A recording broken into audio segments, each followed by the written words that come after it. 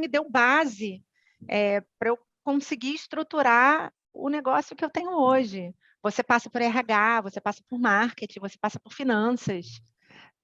Tudo que eu uso hoje, tudo que eu uso hoje, eu estudei na administração.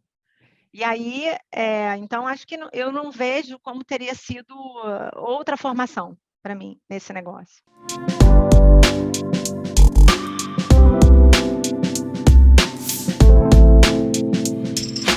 Bom, Sigrid, um prazer ter você aqui com a gente que está iniciando, né, a segunda temporada do ADM.co. Começar com você é uma grande honra. Muito obrigada por você ter aceito o nosso convite. Muito obrigada a vocês. Eu fiquei super feliz quando eu recebi o convite, sendo eu uma administradora com a carteirinha do CRA, então eu fiquei muito feliz de poder ter essa oportunidade de falar aqui, de trocar com vocês. Bom, você tem quase 30 anos de carreira só na Alok Gestão Patrimonial, já são 11 anos. Conta pra gente se você já começou na empresa que você é fundadora, né, na Alok, já como CEO. Eu comecei montando, na verdade, a empresa, né?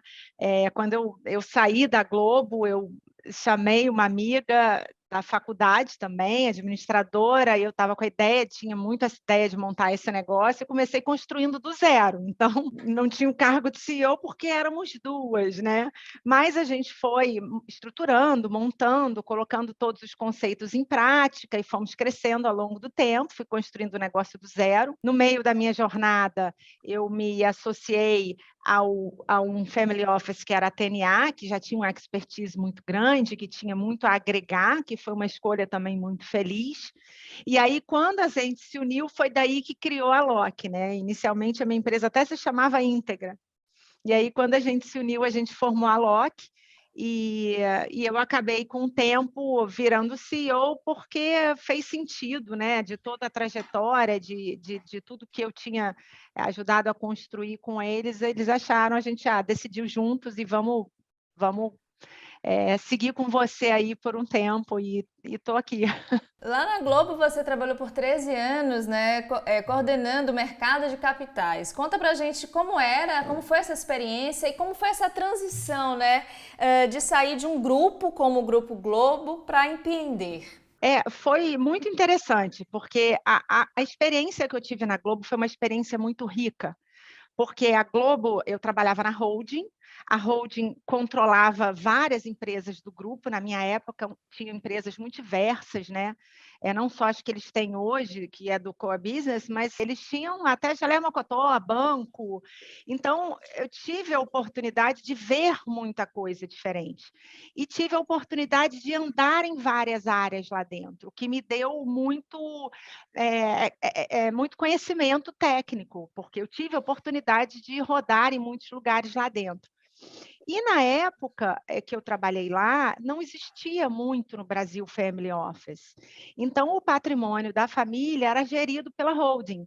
Então, para mim foi muito interessante, porque eu tive muita experiência corporativa de produtos, de mercado de capitais, de derivativos, de tesouraria, né, essa coisa técnica muito forte, de câmbio, eu rodei por todas essas experiências, e eu comecei a ter o meu primeiro contato de como é que se gere patrimônio de família, que é completamente diferente de como se gere um patrimônio de empresa.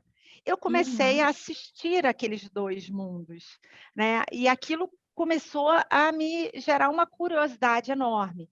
Em paralelo a isso, só fazendo um adendo aqui à minha vida pessoal, eu perdi o meu pai com 20 e poucos anos. E, eu era muito nova, eu, minhas irmãs, minha mãe, meu pai tinha um patrimônio.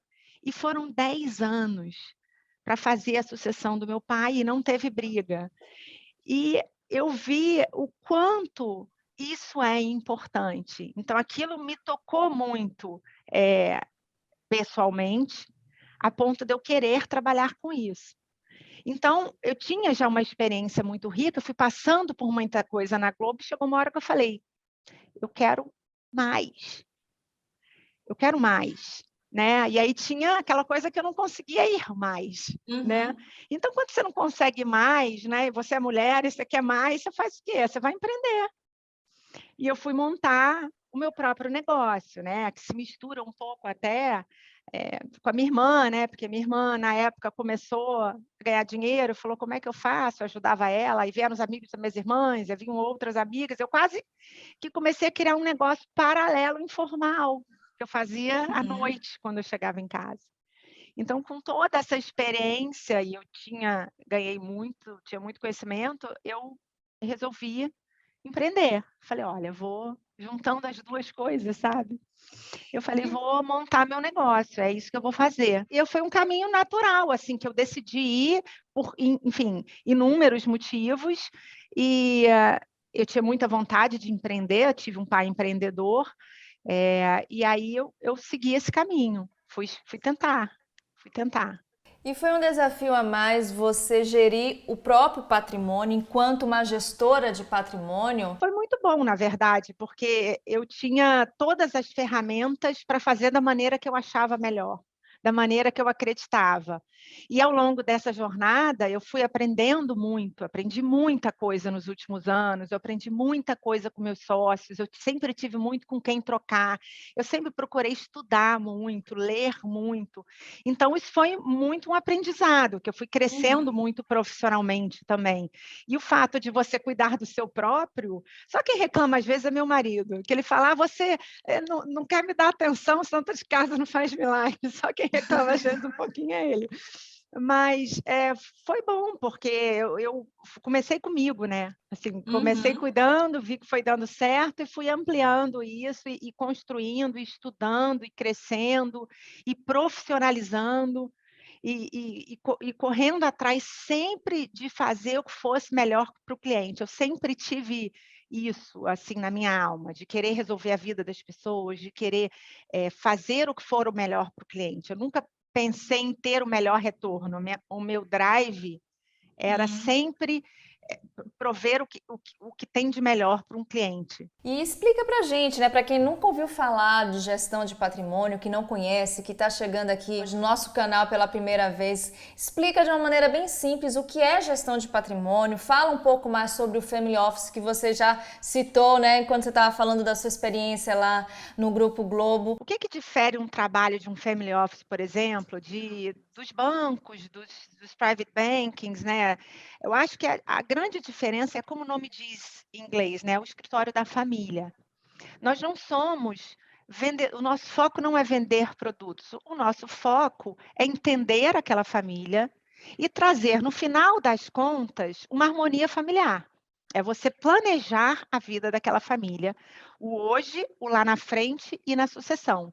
Então, na verdade, eu brinco às vezes, assim, o que que você faz? Eu falo: "Eu resolvo vidas", né. Eu trago tranquilidade familiar, que eu acho que o gestor de patrimônio, a gente busca tirar a maior eficiência do patrimônio daquela família e fazer com que ele, dure até o fim da vida ou vá para as outras gerações. Então, o grande foco da gestão patrimonial é a preservação patrimonial ao longo do tempo, tirando a maior eficiência possível.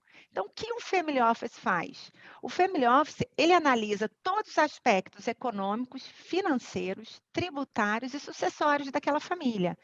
Em linhas gerais, o que que você está dizendo para aquela família? Você está entendendo onde é que ela está hoje, qual o tamanho do patrimônio que ela tem, aonde ela precisa chegar, né, se já está aposentada, se não está, quanto que você precisa juntar para se aposentar, se você está gastando muito, se você está gastando pouco, se você está com as estruturas ideais, você entender as particularidades de cada família, explicar como é hoje no regime de casamento e como vai ser na sucessão, que são questões diferentes que as pessoas confundem muito, e traçar um planejamento patrimonial. Como é que eu chego lá? Como é que eu estou hoje? Aonde que eu tenho que chegar e o como? E é o que a gente chama de planejamento patrimonial. Então a gente faz um planejamento patrimonial e a gente faz a gestão financeira dos recursos. Porque você precisa, além de entender aonde você está hoje, ter um planejamento, você precisa também colocar o seu patrimônio para, tirar a maior eficiência possível, minimizar as ineficiências, diminuir os riscos e fazer com que esse patrimônio atravesse o tempo. Porque hoje a gente tem a questão da longevidade, que a gente vive muito. Então é preciso, pensar em como atravessar o patrimônio ao longo do tempo, por tanto tempo. Por isso que o foco de um family office é o longo prazo, é um recurso previdenciário. Então, a gente vai olhar a questão da gestão financeira, a gente vai olhar os investimentos, mas com foco no cliente, não no mercado. Quanto que essa família precisa de liquidez, quanto que essa família precisa no curto, no médio, no longo prazo. Eu vou montar essa alocação buscando a aposentadoria dele lá na frente. Então, eu acho que o serviço de gestão patrimonial, ele é um serviço muito mais amplo. E quando você analisa e conhece aquela família com a profundidade que a gente olha, você acaba gerando muito mais eficiência na gestão, inclusive financeira, desse patrimônio. Em linhas gerais, hoje, a Aloc, a gente tem aproximadamente 350 famílias sob nossa gestão, entre Rio e São Paulo. A gente tem 10 bilhões de patrimônio. E a Aloc tem 13 anos, mas começou até um pouco antes disso, a gente tem mais de 15 anos, meus sócios já fazem isso há mais de 30 anos, então a gente tem bastante expertise na casa no assunto. Quais são os benefícios de entregar a uma consultoria profissional a gestão do patrimônio? Existe, por exemplo, algum momento específico, algum valor mínimo, né, para uma pessoa começar a fazer essa gestão de forma profissional? O ideal para se procurar ajuda profissional é quando você já tem um patrimônio. Eu acho que a partir do momento que você já tem um patrimônio, e aquele patrimônio já visa o longo prazo, ele já pode ser, gerido por um family office. Muitas pessoas acham que o family office é só para famílias muito, muito ricas, ou famílias muito, muito grandes. Não necessariamente. A Aloc, por exemplo, nós montamos a empresa para poder atender, eh, todos os tipos de família e patrimônios, que sejam previdenciários, que não precisam, às vezes não chegou lá, mas você está no meio do caminho, né. "Ah, eu já tenho um apartamento, eu já tenho um patrimônio líquido e eu tenho capacidade de poupança que eu estou poupando todo mês ou todo ano". Esse é um cliente que tem perfil, por exemplo, para entrar na Aloc, que talvez hoje ele não seja uma família que tem um patrimônio tão grande assim, mas ele tem toda a capacidade de começar lá, de chegar lá. E o tempo é um grande alinhado. Quanto mais cedo você começar, mais fácil você vai chegar lá. Eu tenho uma cliente hoje que tem 24 anos. Bom, a gente aqui já falou um pouco sobre a sua experiência na Globo. Com certeza as pessoas que estão nos assistindo estão sentindo uma semelhança sua com a atriz Ingrid Guimarães, inclusive o sobrenome, a semelhança, nos revela uma familiaridade, vocês duas são irmãs. E agora, né, a partir do final do ano de 2021, a Ingrid também se tornou mais uma executiva, né? Ela está no cargo showrunner, acho que é a primeira mulher a ocupar esse cargo na Amazon Prime aqui no Brasil. Eu queria saber o seguinte, como é que é essa troca de vocês agora enquanto executivas? Vocês costumam se reunir para falar de negócios? Você que tem mais experiência, né, à frente dessa parte executiva, ela tem se consultado muito com você para tirar alguma dúvida? Fala um pouquinho para a gente sobre esses bastidores. A gente se ajuda muito, né? Desde o início, eu cuido dela, digamos assim, toda a parte financeira, eu mantenho ela nos trilhos, porque ela é uma mente muito criativa e poderosa, e na parte de finanças, para ela é grego, né? Como é para muita gente. Sim. Então, é um trabalho que a gente faz juntas há muito tempo, né? Eu brinco que ela foi uma das minhas primeiras clientes, então, acho que ela aprendeu muita coisa. Bom, você é administradora, né, como a gente já te apresentou, registrada no CRA do Rio de Janeiro. Eu queria saber como é que você escolheu essa profissão. Por que ser administradora? Eu tinha vontade de empreender, né? E quando você vira uma empreendedora, você começa a ter que saber um pouco de tudo, né? Você vai ter que fazer o marketing da empresa, você tem que olhar o legal, os aspectos legais, você tem que saber os números, você tem que saber ler um balanço. Então, assim, acho que a administração, ela foi muito útil nesse aspecto, porque você estuda um pouco de cada coisa, e depois você pode se especializar no que você quiser. Então foi exatamente o que eu fiz, eu aprendi muita coisa na administração, um pouco de cada coisa, e depois eu me especializei, busquei me especializar na minha área e focar na minha área. Então foi perfeito para a minha formação. Acho que quem quer empreender e montar um negócio, é uma formação excelente. Você acha então que a administração lhe ajudou a construir a sua jornada? Foi fundamental. Você está transitando por várias áreas e hoje em dia você está no topo da empresa que você é fundadora, juntamente com seus sócios. Foi fundamental então essa escolha? Foi fundamental porque me deu base para eu conseguir estruturar o negócio que eu tenho hoje. Você passa por RH, você passa por marketing, você passa por finanças. Tudo que eu uso hoje, eu estudei na administração. E aí, então, acho que eu não vejo como teria sido outra formação para mim nesse negócio.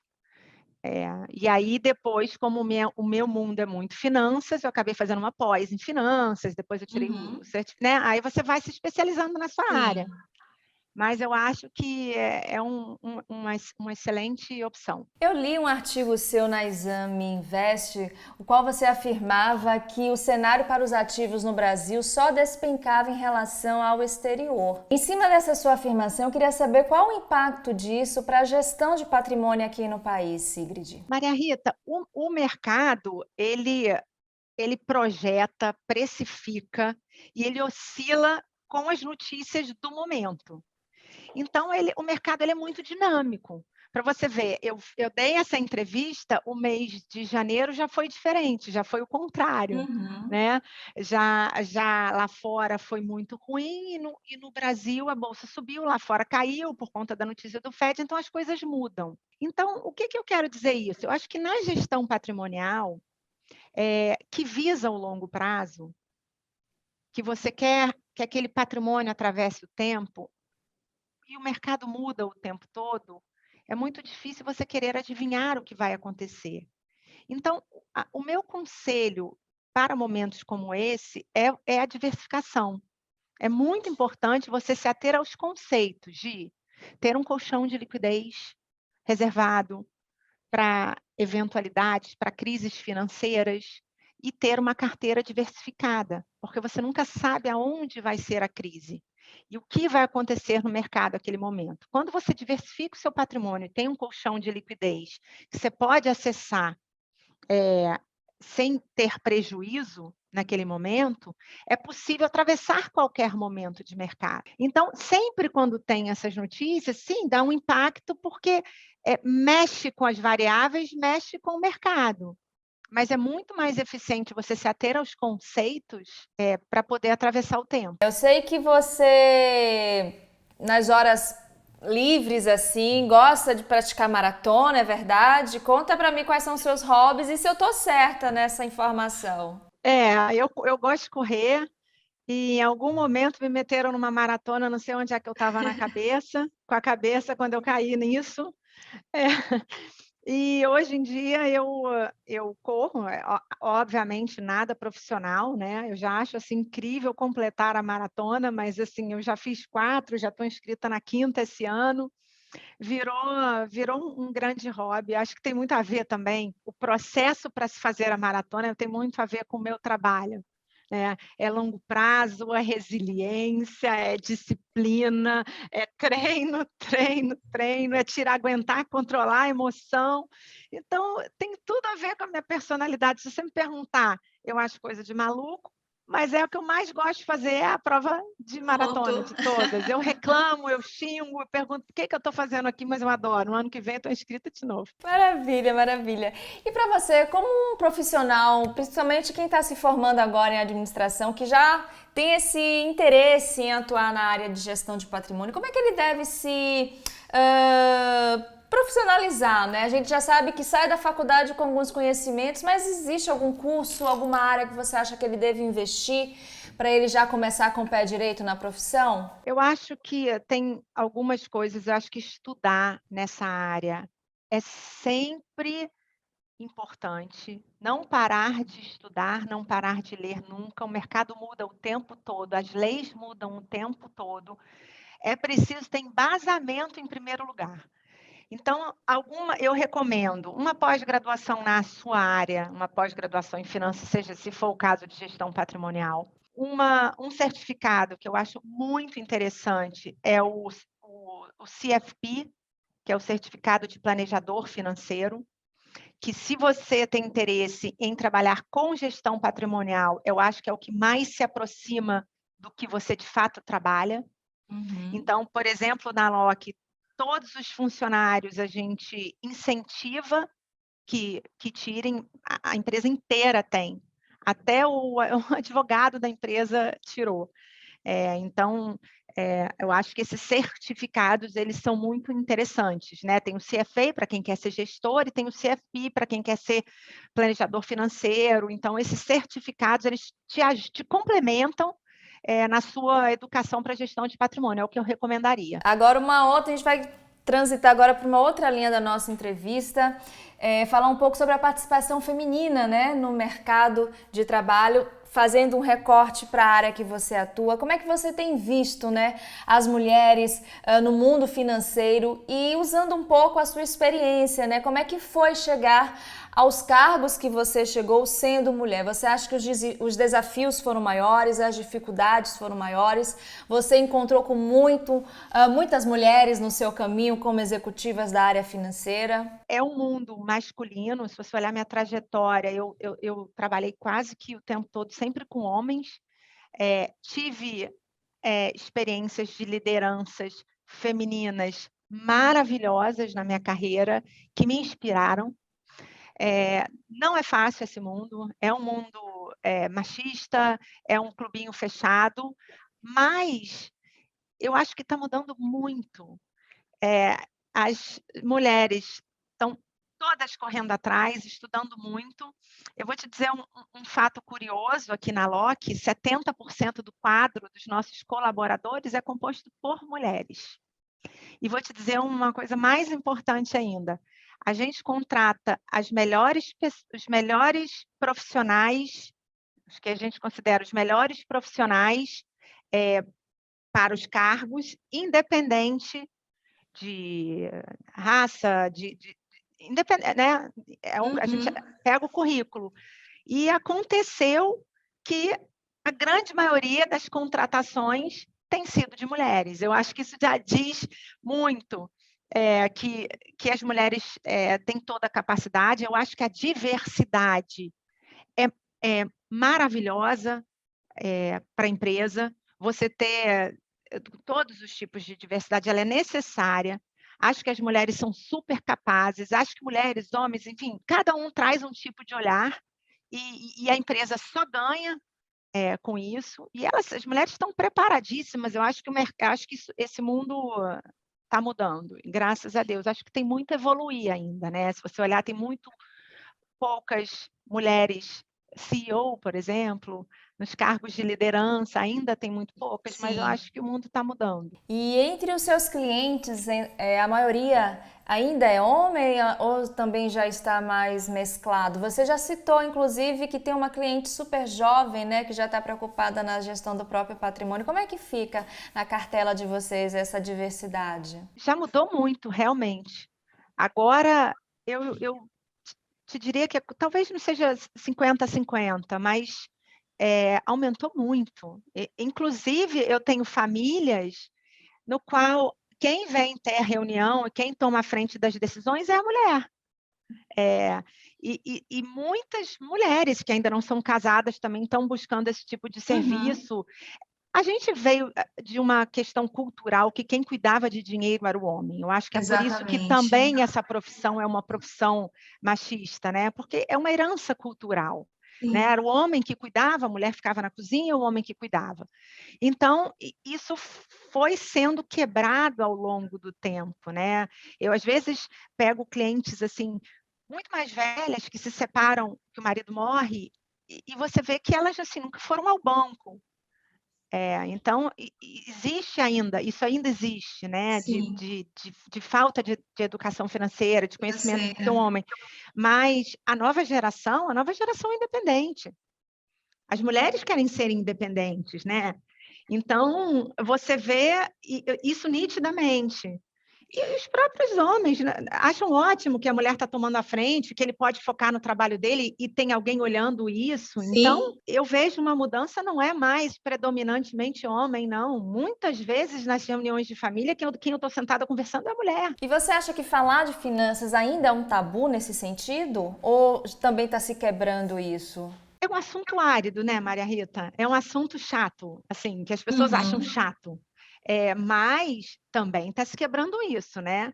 Você tem hoje inúmeros influencers, você tem todo mundo, você hoje em dia está começando a colocar educação financeira nas escolas, você vê muita gente buscando. Porque o que falta é educação financeira na população em geral. O assunto é árido, o assunto ele não é fácil. Se você é leigo, você fala assim, hoje vou tentar entender um assunto. Você toma uma corça com aquela sopa de letrinha dos produtos. uhum. Né? É difícil mesmo, é árido. Mas eu acho que está mudando sim, eu acho que está todo mundo buscando disseminar esse assunto, até com essas explosões de fintech de tudo que está acontecendo aí, essa explosão de oferta no mercado, as pessoas estão buscando se informar mais. Como é que você vê isso então, né? Esses influenciadores financeiros, você acha que eles ajudam de fato nessa educação financeira? A gente sabe que o brasileiro tem essa deficiência de saber lidar com o patrimônio, saber lidar com o dinheiro, porque não aprende, muitas vezes aprende na marra, né? E como é que você vê isso? Você acha positivo? Tem algum conselho para dar para quem recorre, né, a esses youtubers? Na maioria das vezes, youtubers que também têm perfis em outras redes sociais, que acabam dando dica. A gente sabe que cada gestão é muito única, né? Então, o que serve para uma, muitas vezes não serve para o outro, mas aí acaba chegando de uma forma muito unificada. Como é que você vê tudo isso? Eu vejo, eu acho positivo você ter influências disseminando, porque hoje o mundo mudou. Hoje o mundo é digital. Então, o que os jovens querem ver é isso, é o que está na rede, é o digital. Então, eu vejo sempre como uma coisa positiva você ter uma disseminação de educação financeira. E eu acho maravilhoso, mas acho que tem que ser feito com cautela. Porque tem gente demais falando coisa demais, e será que aquela pessoa estudou o suficiente para estar ali dando conselhos? Então, eu acho Uhum. que é preciso pesquisar um pouco sobre quem você está ouvindo, quem é a empresa que está por trás, há quanto tempo faz isso, tentar saber um pouco mais, acho que é super válido. Quanto mais a gente puder disseminar a população em geral, a educação financeira, eu sou a favor. Quanto mais gente estiver Legal. falando, desde que fale certo, né? Só não Sim. podem, né, que não engane ninguém, né? Tem que só tomar cuidado, porque a gente sabe que, como tudo aí, tem muita gente que não está Que se preparada, aproveita, que né? se aproveita de momentos como esse. Então, só ter um pouco de cautela para ouvir, saber de quem, descobrir de quem você está ouvindo, né? Bom, a gente está chegando ao final do nosso programa, mas antes de eu partir para as nossas últimas perguntas, Sigrid, eu gostaria de saber o seguinte: lá na Loki, aí na Loki, imagino que você esteja no seu escritório, vocês têm um método holístico de analisar as famílias e os investimentos. Conta um pouquinho para a gente sobre esse método e se também é importante ter essa visão holística na carreira também. Explica para a gente que método holístico é esse. A gente tem o nosso método ALOC, que a gente até registrou no INPI, que é uma forma de gerir patrimônio no longo prazo, né? Como criar uma carteira à prova de balas, como criar uma carteira que atravessa a crise, como é que se cuida de patrimônio para que ele dure 20, 30, 40, 50 anos. Porque se você se aposenta hoje com 50 anos e pode viver até 90, você tem que pensar que o que você juntou de dinheiro vai ter que te sustentar por mais 40 anos. Então, o método ALOC de gestão financeira, ele é um método que ele tem 3 pilares, que é ter um colchão de liquidez, fazer a diversificação dos investimentos e procurar tirar a maior eficiência possível, que é reduzir ao máximo o os erros, né? Uhum. E tornar aquela carteira o mais eficiente possível. A gente faz isso olhando todos os aspectos daquela família. Quem é aquela família? As particularidades daquela família, quanto que aquela família precisa para viver, qual o custo de vida daquela família, quanto que aquela família tem, qual é a receita, tem capacidade de poupança, não tem, está vivendo com esse dinheiro, está gastando muito, está gastando pouco. Quando você analisa todos esses aspectos, você faz uma gestão de patrimônio de forma muito mais eficiente para o cliente. Uhum. Às vezes o cliente fala, o meu gerente de banco viu alguma coisa e não entendeu. Não entendeu porque não sabe, porque não viu o que eu vi, né? O que a gente olhou. Então, as coisas têm que ser feitas olhando todo, você realmente entender a pessoa. O foco é no cliente, não no mercado. Perfeito. Agora me conta seu dia a dia, né? Como é que é o seu dia a dia, de uma CEO? Muita gente que assiste a gente tem essa curiosidade, saber que horas acorda. Não vou pedir detalhes tão íntimos, não se preocupe. Mas como é que você gere o seu dia, por exemplo? Né? Que horas você começa a trabalhar? Que horas você encerra seu expediente ou não tem horário? Fala um pouquinho pra gente, mata um pouco essa curiosidade. Maria Rita, é uma loucura. É uma loucura sem Imagino. fim. Às vezes eu falo, gente, mas assim, meu sócio, o Ricardo Tabossa, ele fala muito assim para mim: você precisa ter tempo para pensar. O CEO precisa ter tempo para pensar. Ele tem toda a razão. Então, eu começo cedo, saindo para correr. 6h30, 7 horas da manhã, porque é a hora se eu corro, meu dia já é diferente. Então, eu Uhum. corro, dou um mergulho no mar, vou para casa para começar meu dia. Né? Então, começo cedo, correndo, daí tomo café, leio o jornal enquanto tomo café e venho para o trabalho. E aí é muito do dia, acho que a grande questão aqui é planejamento, organização da sua semana, porque se você não for organizado, que já aconteceu comigo algumas vezes, você é engolido pela sua agenda, quando você olha, você fala, eu não tenho meia hora livre hoje. Então, é muito importante você aprender a falar os nãos, aprender a listar as suas prioridades, saber o que é importante, o que você tem que dar atenção, o que está em segundo e em terceiro plano, e ser mais firme nesse controle da agenda, porque eu já fui muito engolida pela minha agenda. Uhum. E aí tem dia que você vai até 9 da noite, e tem dia que não.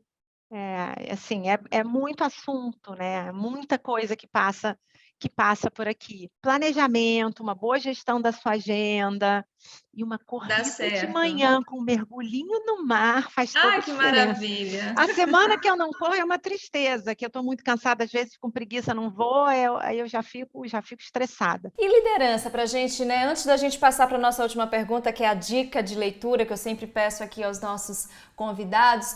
Como é que você define a sua liderança? Quais são as principais características da liderança da Sigrid Guimarães? O mais positivo que tem numa liderança hoje é você ter inteligência emocional. Eu acho que é você perceber o outro, perceber a sua equipe, você ter escuta. Então, eu acho que você ter uma comunicação boa. A parte técnica, se você é muito bom tecnicamente, você consegue conquistar um espaço, mas você não consegue subir. O que te faz subir é a inteligência emocional. É você conseguir colocar as metas e objetivos alinhados com o que você quer. Né? Você ter uma boa comunicação com a sua equipe, você ter uma boa comunicação na empresa, você conseguir passar a cultura para todos.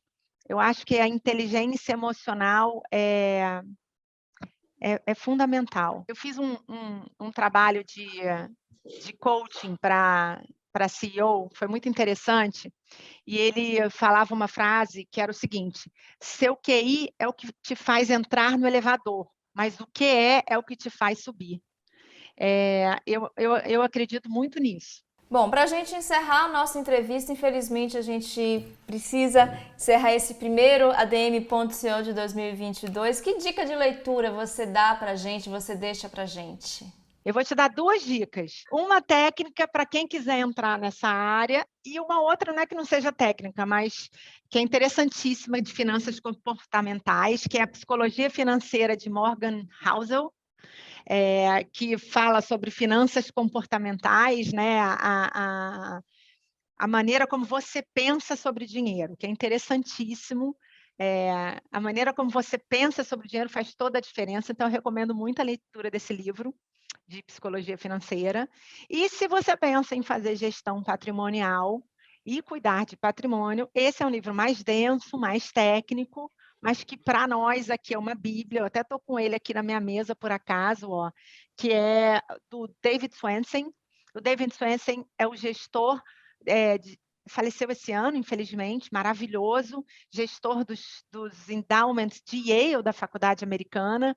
Ele geria patrimônio de longo prazo, 23 bilhões, maravilhosamente bem, que atravessou, esse título está em inglês, eu posso ver depois o em português, que é o Pioneering Portfolio Management, tem em português também. Então, um livro do David Swensen, para quem quer entrar nessa área, ele é necessário. Bacana. Bom, Sigrid, eu quero muitíssimo te agradecer, né? Você ter aceito mais uma vez o nosso convite, ter conseguido um horário na sua agenda, que eu sei que ela é muito corrida. Muito obrigada, um prazer ter falado contigo. Muito obrigada pelas dicas de leitura. Imagina, foi um prazer voltar a casa, né? Eu sou uma administradora, então que bom. Estou me sentindo em casa.